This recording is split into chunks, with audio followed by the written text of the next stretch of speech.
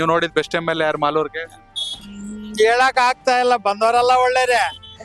ಏನ್ ಮಾಡ್ತಿ, ಕೆಲ್ಸ ಆದ್ಮೇಲೆ ಅವರೆಲ್ಲ ಒಳ್ಳೆಯವರಾಗಿದ್ರೆ ಮಾಲೂರ್ ಸಿಂಗಾಪುರ ಆಗ್ಬಿಡ್ಬೇಕು. ಸಿಂಗಾಪುರ ಆಗ್ಬೇಕಾಗಿತ್ತು, ಆಗಿಲ್ಲ. ರಸ್ತೆಗಳೇ ಸರಿ ಇಲ್ಲ. ಅಷ್ಟೇ ಸರಿ, ಅದ್ ಹೆಂಗ್ ಬಂದವರೆಲ್ಲ ಒಳ್ಳೆಯವರಾಗ್ಬಿಡ್ತಾರೆ?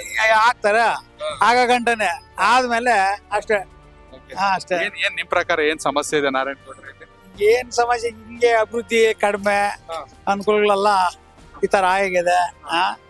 ಈ ಎಲ್ಲ ಹಳ್ಳಿಗಳಾಗ ಕಚ್ಚೆ ಕ್ಲೀನ್ ಮಾಡಿಲ್ಲ, ರೋಡ್ಗಳಿಲ್ಲ, ನ್ಯಾಯವಾಗಿ ಇವೆಲ್ಲಾನು ತೊಂದರೆಗಳಾಗಿವೆ.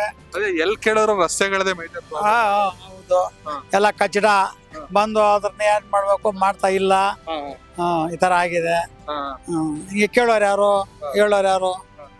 ಎಷ್ಟು ಹೇಳಿದ್ರು ನಮ್ಮ ಮಾತುಗಳು ನೆಡ್ತಾ ಇಲ್ಲ. ಅವ್ರ ಕೆಲಸ ಅವರು ಮುಗಿಸ್ಕೊಂಡು ಹೋದ್ಮೇಲೆ ಈ ಕಡೆ ಬರಂಗಿಲ್ಲ ಅವರು.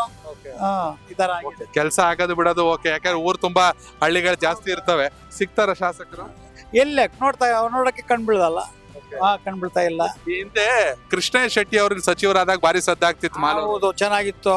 ಎಲ್ಲ ಬಡಬಗ್ಗರಿಂದ ರಸ್ತೆಗಳಿಂದ ಅಷ್ಟೇ, ಪ್ರತಿಯೊಂದು ಅಷ್ಟೇ ಎಲ್ಲ ಚೆನ್ನಾಗಿತ್ತು.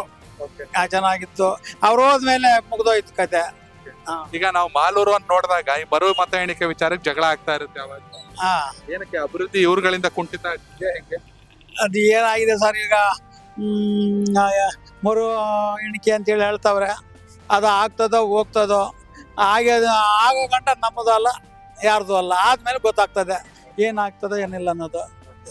ಶಾಲೆ ಎಲ್ಲ ಚೆನ್ನಾಗಿದೆ, ಶಾಲೆಗಳು ಚೆನ್ನಾಗಿವೆ, ಅದು ಅನುಕೂಲ ಆಗಿದೆ. ಮಾಸಿನ ಶಾಲೆ ಚೆನ್ನಾಗಿದೆ.